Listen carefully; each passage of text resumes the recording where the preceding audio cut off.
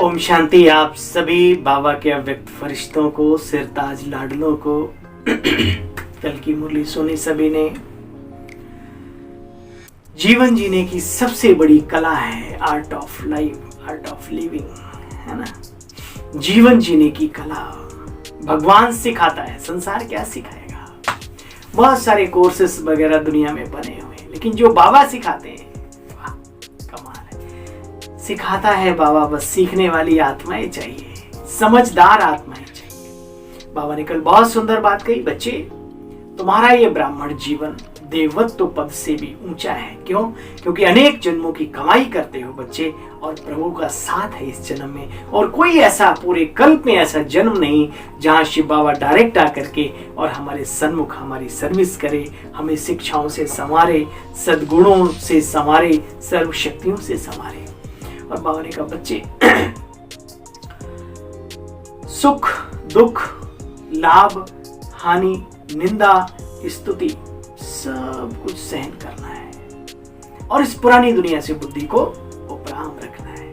बताइए, अगर जो जितना भी करे, कितना आनंद आता है। किसी दिन महसूस करो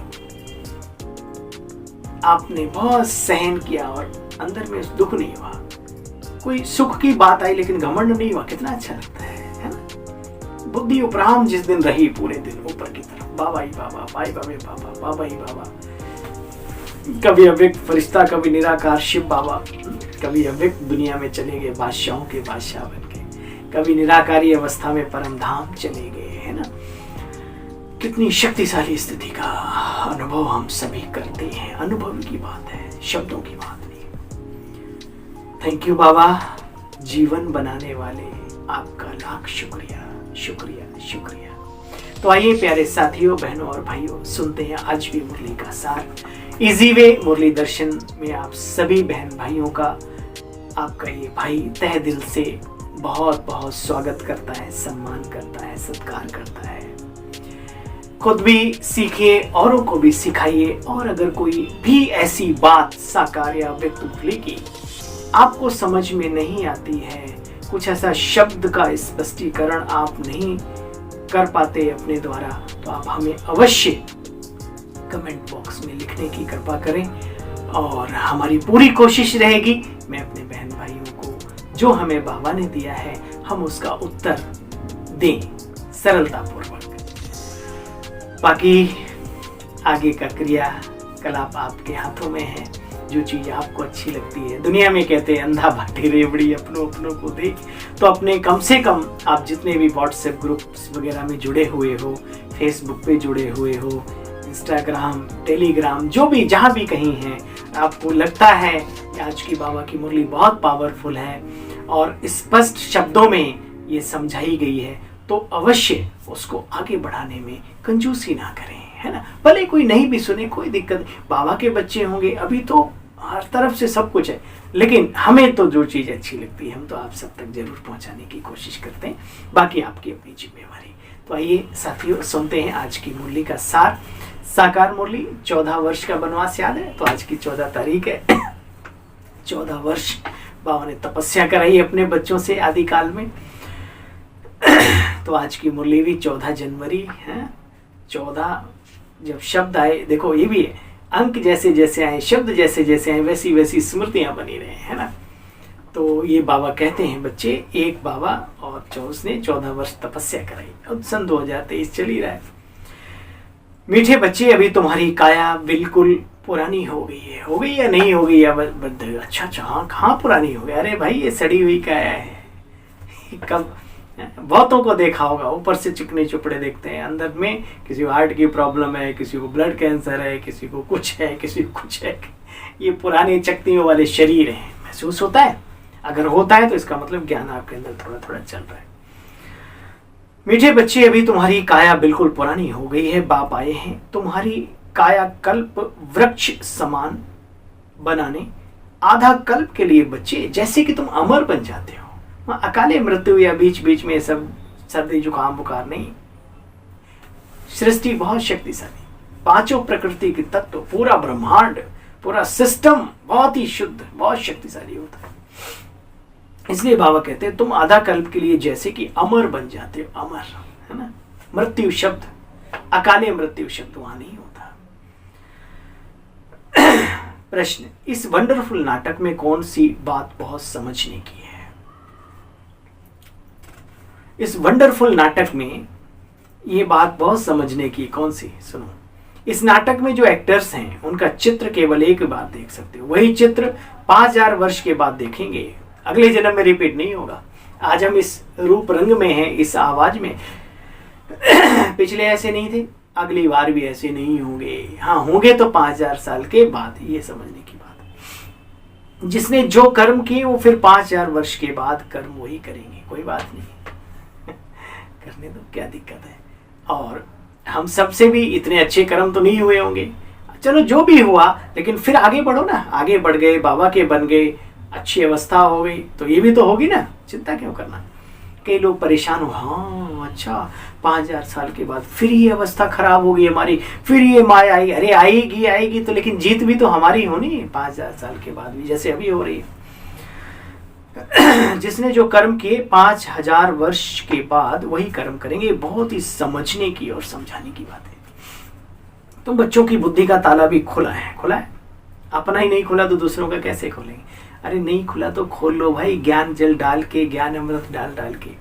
तो बच्चों की बुद्धि का ताला भी खुला है। ये राज सभी को समझाते रहो। क्या 5000 वर्ष का भोलेनाथ से निराला कोई और नहीं है। कोई तो बताना मुझे, लिखना चिट्ठी, फलाना है। अरे हमारा बाबा भोलानाथ,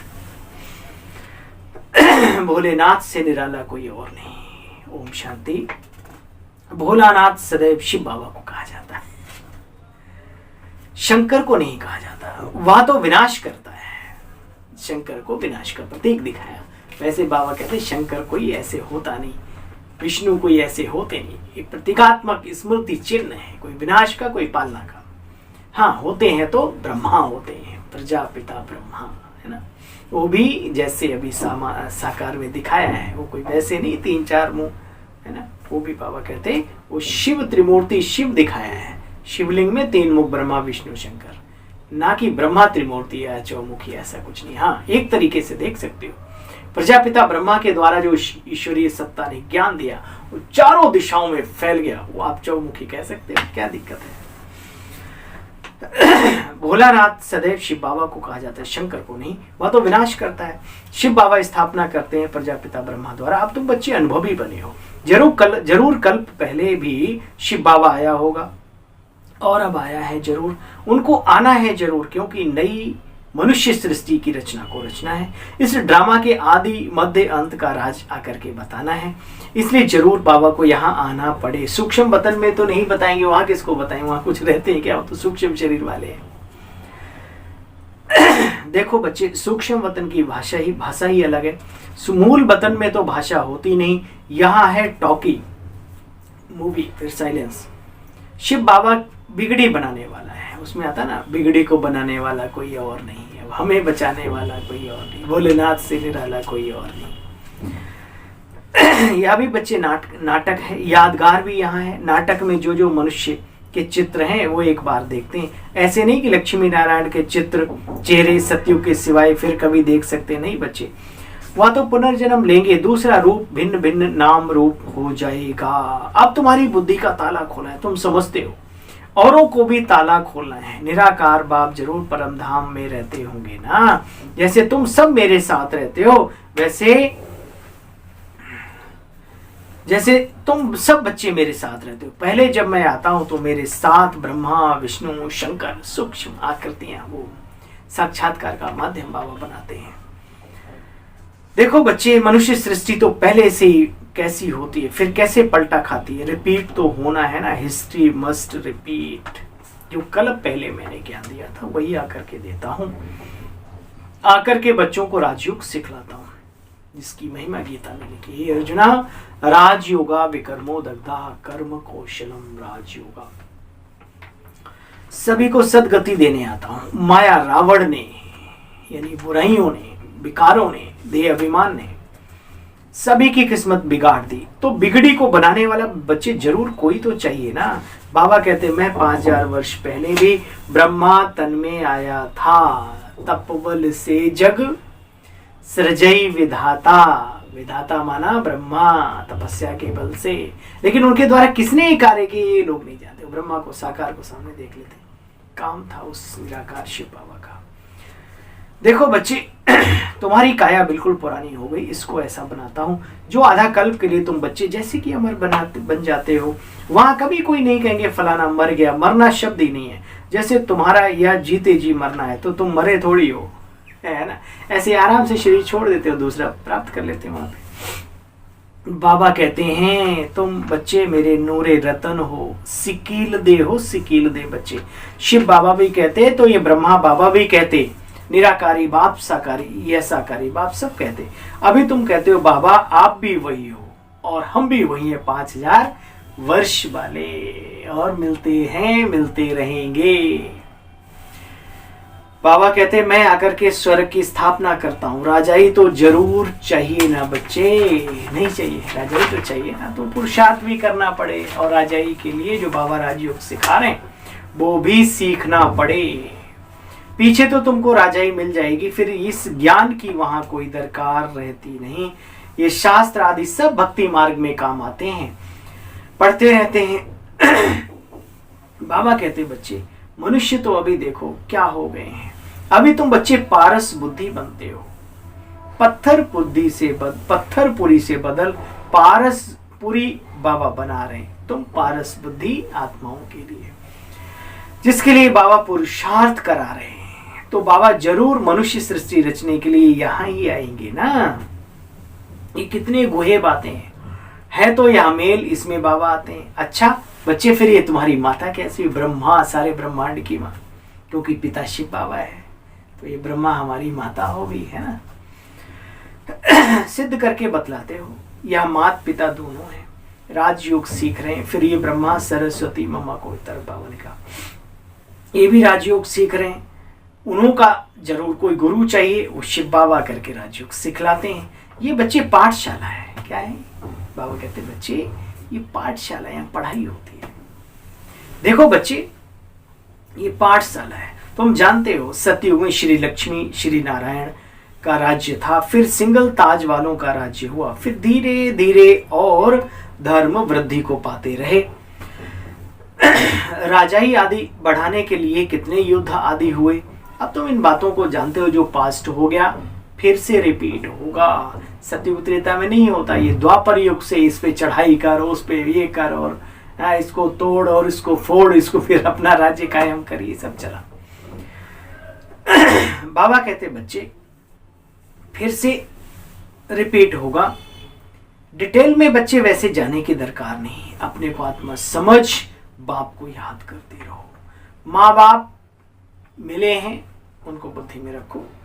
ये सारा ड्रामा भी बुद्धि में रखना है जो बाबा ने हमें समझाया है। सारा सार के रूप में, तंत्र के रूप में हमें अपनी बुद्धि में उसको रखना होगा। तब चढ़ेगी मौलाई मस्ती, तब आएगी समझ समय की, और तब लगेगा रंग, लगेगी लगन पुरुषार्थ करने की। बाबा कहते बच्चे देखो बाप कैसे आते हैं ये भी तुम बच्चे समझते हो। मनुष्यों की बुद्धि में तो गीता का ज्ञान है, आगे हमारी बुद्धि भी वही पुराना गीता का ज्ञान समझते थे। बाबा भी गीता पढ़ते थे, ये ब्रह्मा बाबा भी पढ़ते थे, गीता पाठी थे। अब बाबा ने आकर के कहा बच्चे मैं तुमको राज समझा रहा हूं। अभी बाप गुहे बातें सुनाते, जो सुनते सुनते सारे राज तुम बच्चे समझ गए हो। मनुष्य भी कहते हैं आगे आपका ज्ञान और था, अब बहुत अच्छा है। अब समझ गए हैं कि कैसे गृहस्थ व्यवहार में रहे, कमल पुष्प समान बनना है। पहले तो शिव बाबा ने भी मोटे रूप से बच्चों को समझाया। सूक्ष्मता समझने के लिए सूक्ष्म बुद्धि भी तो चाहिए ना, अंगूठे में सर। फिर बाबा ने कहा ये अंगूठे में पॉइंट जरा सा होता है, बहुत आत्मा उतनी सूक्ष्म है लेकिन बहुत शक्तिशाली। अब तो विज्ञान भी फाइनल बात करती है इस बातों को। अभी बाप गुहे बातें सुनाते हैं तुम बच्चों को।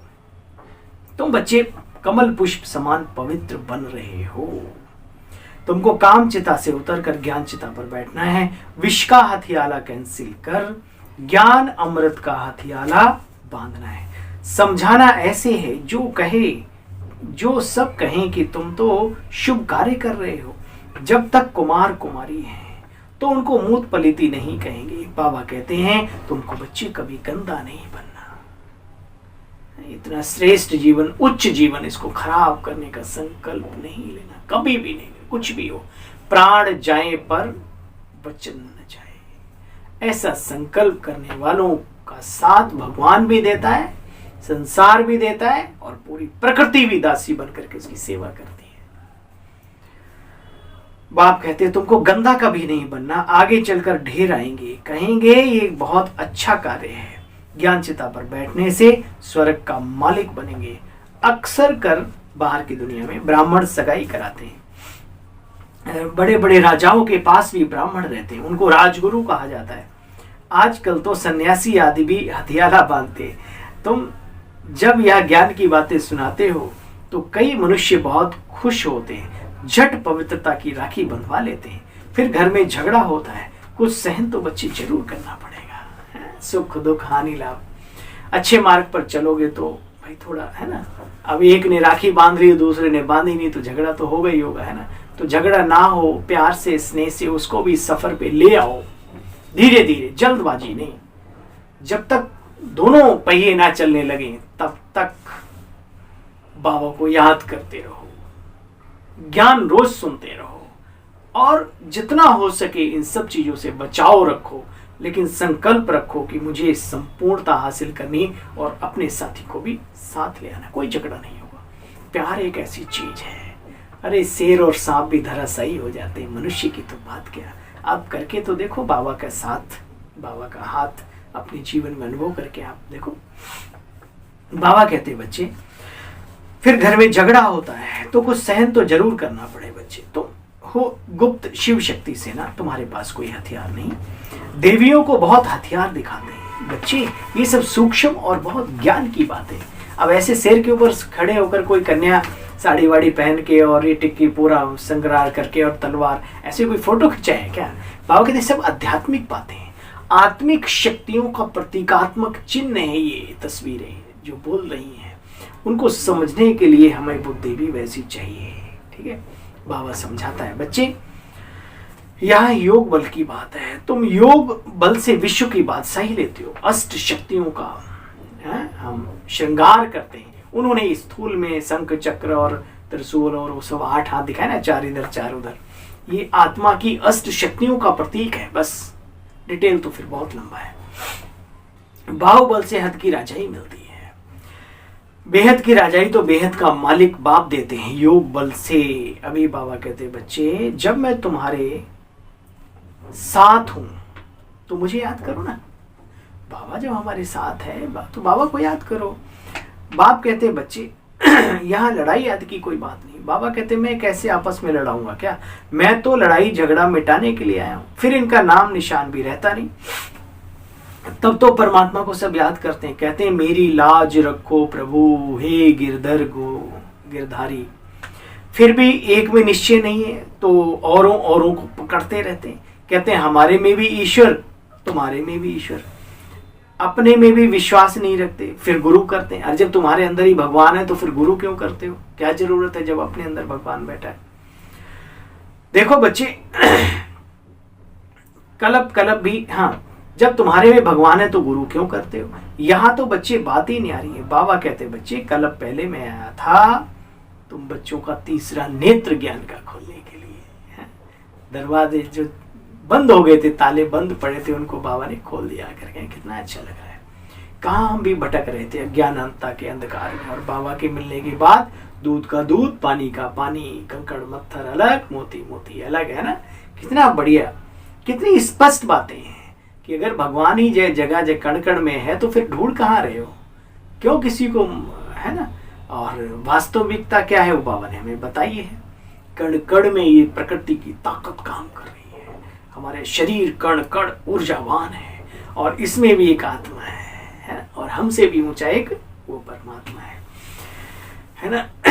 तो बाबा कहते हैं देखो बच्चे, तुम जानते हो रचता बाप कैसे बैठ रचना करते हैं, ये भी ड्रामा है। चक्र को नहीं जाना तो फिर बच्चे क्या जानेंगे। ये कहते हैं ये कर्म क्षेत्र है, हम निराकारी दुनिया से पाठ बचाने आए हैं। तो तुमको सारे ड्रामा के क्रिएटर डायरेक्टर का मालूम होना चाहिए। सो तो जानते नहीं, बाप ही आकर के बतलाते हैं। हम सब एक्टर्स तो जान गए हैं कि ये ड्रामा कैसे बना हुआ है, किसने बनाया, कैसे रिपीट होता है, कैसे सृष्टि वृद्धि को पाती है। शरीर छोड़ता है एक और पॉपुलेशन बढ़ती है डबल ट्रिपल के हिसाब से, तो कहां से बढ़ती है, कहां आत्माएं हैं, क्या है, ये सब बाबा के बच्चे जानते हैं, दुनिया नहीं जानती इन बातों को। देखो जो ब्राह्मण कुल के होंगे वो तुम्हारी बातों को समझ जाएंगे कि ये चक्र की समझानी बिल्कुल ठीक है। फिर भी प्रजापिता है तो अपना कुल बढ़ता ही जाएगा। प्रजा का पिता है तो अपना कुल बढ़ता ही जाएगा। कितना बढ़ेगा भाई, बढ़ते बढ़ते बढ़ते बढ़ते 33 करोड़ हो जाने हैं, बढ़ता जाएगा। बढ़ना तो है ही, कल्प पहले मुआफिक सब पुरुषार्थ करते रहते हैं, हम साक्षी होकर के देखते हैं। बस हर एक को अपना अपना मुखड़ा अपने अपने आईने में देखना है, दूसरे का मुखड़ा दूसरा देखता है, लेकिन यहाँ अपना मुखड़ा इस ज्ञान के आईने में देखो। मुखड़ा देख ले प्राणी जरा दर्पण में, ज्ञान को दर्पण भी कहते हैं, है ना, ज्ञान को अमृत भी कहते हैं, आदि आदि। देखो बच्चे, आईना देखते रहना, कहां तक हम लायक बने हैं सतयुग में राजधानी लेने की। कल्प कल्प की बच्चेबाजी है, जो जितनी सर्विस करेंगे हैं ऐसे तन से मन से धन से अपनी पूरी जिम्मेवारी को निभाते हैं, बिना कहे उन्हें याद नहीं दिलाना पड़ता। समय पर हम जैसे भोजन करते हैं, हम अपने घर का बिजली का बिल पे करते हैं, हम सब्जी वाले को टाइम पे पैसे देते हैं, कपड़े वाले को आदि आदि, ऐसे बाबा के घर का भी पूरा ध्यान रखते हैं कि भाई बाबा के घर में ये चीज़ जरूरत है, ये है, ये है, ये है, चाहे तन से हो, चाहे मन से हो, चाहे धन से हो, चाहे जीवन से, पूरा ऐसे रतन है। तभी तो ईश्वरी कार्य दिन दूना रात चौगुना बढ़ रहा है।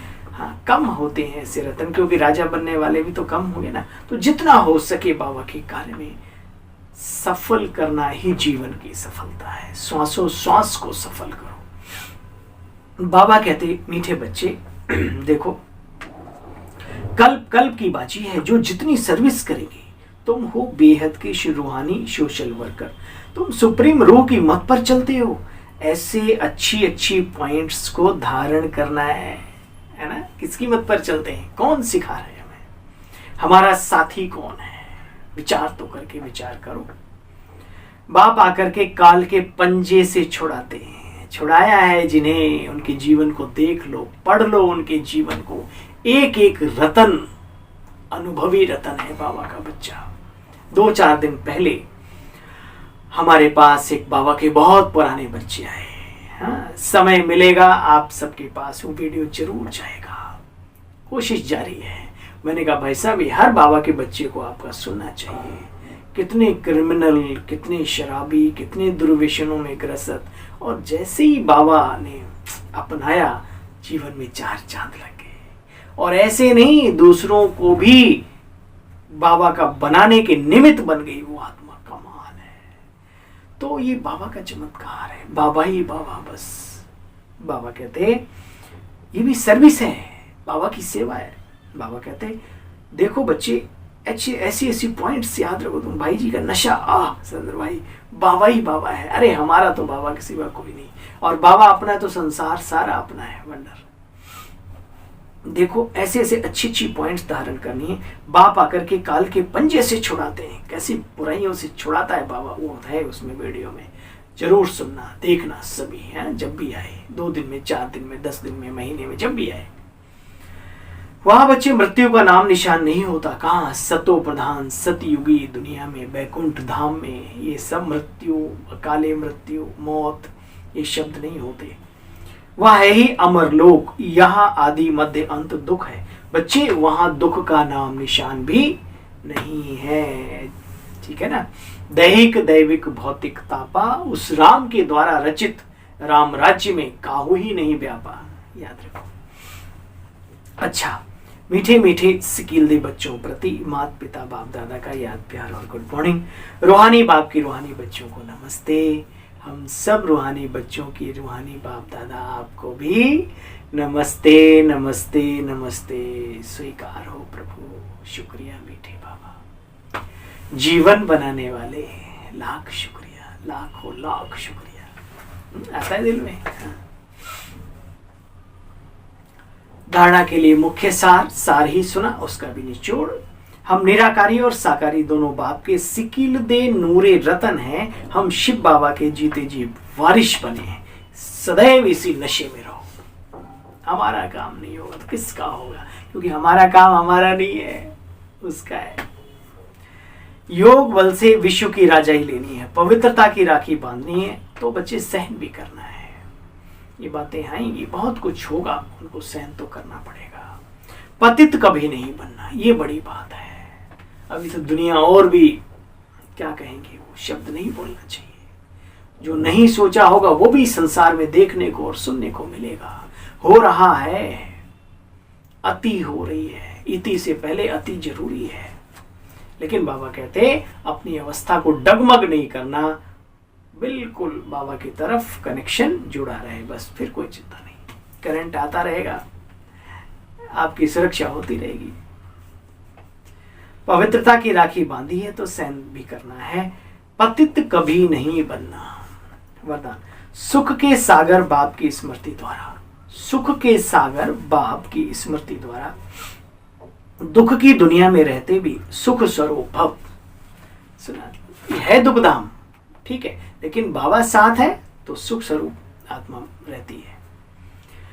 सुख के सागर बाबा की स्मृति द्वारा दुख की दुनिया में रहते भी सुख स्वरूप भव। बाप दादा कहते बच्चे सदा सुख सागर बाप की स्मृति में रहो तो सुख स्वरूप बन जाएंगे। चाहे दुनिया में कितना भी दुख अशांति का प्रभाव हो, लेकिन आप न्यारे और प्यारे हो, सुख सागर के साथ हो, इसलिए सदा सुखी, सदा सुखों के झूले में झूलने वाले बच्चे बने हो। मास्टर सुख सागर के बच्चों को दुख की लहर का संकल्प भी नहीं आ सकता, क्योंकि दुख की लहर से किनारा किया हुआ है। दुख की लहर की दुनिया से किनारा किया हुआ है। संगम पर खड़े हो ना, हम कहाँ हैं, न कलयुग में न सतयुग में, संगम पर है।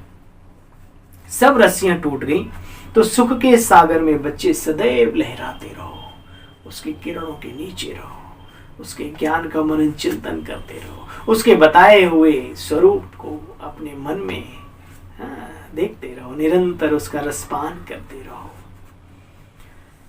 स्लोगन, मन और बुद्धि को एक ही पावरफुल स्थिति में स्थित करना। आजकल एकांत और एकाग्रता के ऊपर बहुत मेहनत चल रही है सभी ब्राह्मणों की। एकाग्रता के हजारों फायदे हैं और एकांत में एकाग्रता बढ़ जाती है। तो सुनो, एकाग्रता के लिए एकांत क्या है, एकांत की परिभाषा क्या है।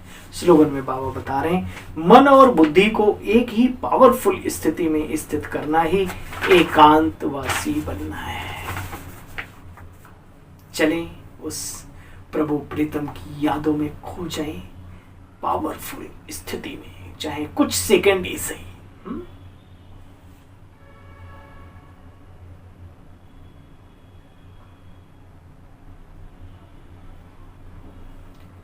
ओम शांति। आप सभी को अपने सेवाधारी भाई की ओर से पुनः एक बार गुड मॉर्निंग और नमस्ते नमस्ते। ओम शांति सभी बहन भाइयों को ओम शांति ओम शांति।